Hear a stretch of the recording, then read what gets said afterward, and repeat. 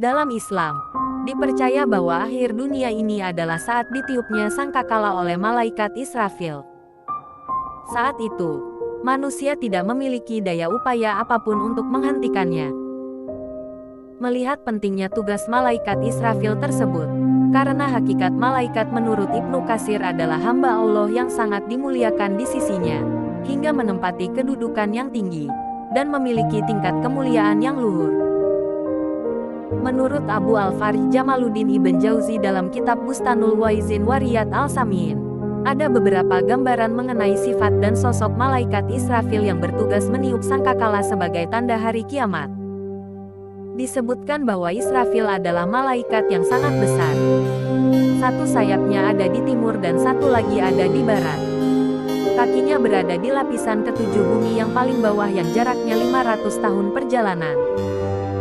Sementara itu, 7 lapis langit hanya sampai kedua lututnya. Lehernya merunduk di bawah arsy Allah, sementara itu arsy ada di pundaknya. Ia membentangkan kaki kanannya dan mengundurkan kaki kirinya. Lauh Mahfuz berada di depan matanya. Dia memegang sangkakala dan pandangannya selalu melirik ke arah arsy. Telinganya selalu waspada mendengar perintah Allah untuk meniup sangkakala. Benda yang selalu dipegangnya yakni sangkakala adalah sebentuk tanduk yang terbuat dari cahaya. Dalam sebuah hadis disebutkan, yang artinya, sangkakala itu sebentuk tanduk yang terbuat dari cahaya. Demi zat yang jiwaku berada di tangannya, sesungguhnya gemuruh suara yang terbesar di dalamnya seperti gemur suara di antara langit dan bumi. Saat sangkakala ditiup akan bersamaan dengan angin yang bertiup kencang. Karenanya, Rasulullah merasa takut dan tidak tenang setiap ada angin kencang. Nabi bersabda, "Bagaimana aku merasa tenang?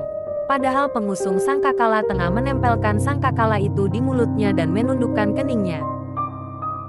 Memusatkan pandangan ke arah arsy, memasang kedua telinganya untuk mendengar kapan ia diperintahkan untuk meniup sangkakala tersebut.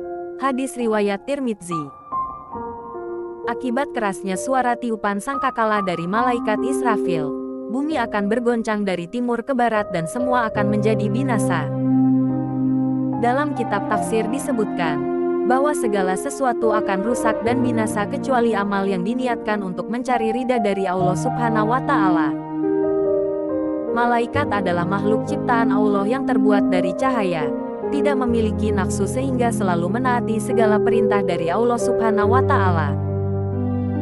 Malaikat adalah makhluk yang pertama diciptakan oleh Allah, dan nanti juga akan menjadi yang akan pertama dibangkitkan pada hari kiamat. Dalam Al-Quran telah disinggung tentang keberadaan malaikat Israfil meskipun namanya tidak dengan jelas disebutkan. Yang artinya, dan ditiuplah sangkakala, maka matilah siapa yang di langit dan di bumi kecuali siapa yang dikehendaki oleh Allah. Kemudian ditiup sangkakala itu sekali lagi maka tiba-tiba mereka berdiri menunggu putusannya masing-masing. Quran Surat Az-Zumar 68. Ada kisah tentang keberadaan malaikat Israfil yang bertugas untuk meniup sangkakala. Dia ditugaskan oleh Allah Subhanahu wa Ta'ala untuk melihat arsy dan bersiap meniup sangkakala saat mendapat perintah dari Allah Subhanahu wa Ta'ala. Hal itu dikisahkan oleh Rasulullah saat beliau miraj ke hadirat Allah Subhanahu wa Ta'ala. Hal tersebut telah disabdakan sejak 1400 tahun lalu.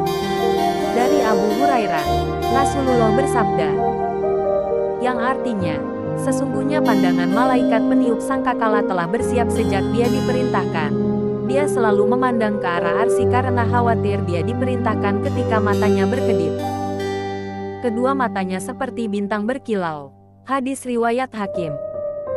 Dapat dibayangkan bahwa malaikat Israfil sejak 1400 tahun lalu saja sudah bersiap untuk meniup sangkakalanya. Ini menunjukkan bahwa para malaikat telah melakukan tugasnya dengan baik dan taat. Disebutkan juga bahwa sebelum sangkakala ditiup oleh malaikat Israfil, ada beberapa tandanya.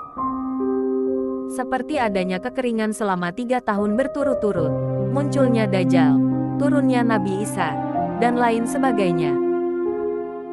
Semoga penjelasan singkat mengenai malaikat Israfil ini bisa bermanfaat, serta menambah keimanan dan ketakwaan kita semua. Amin ya rabbal alamin.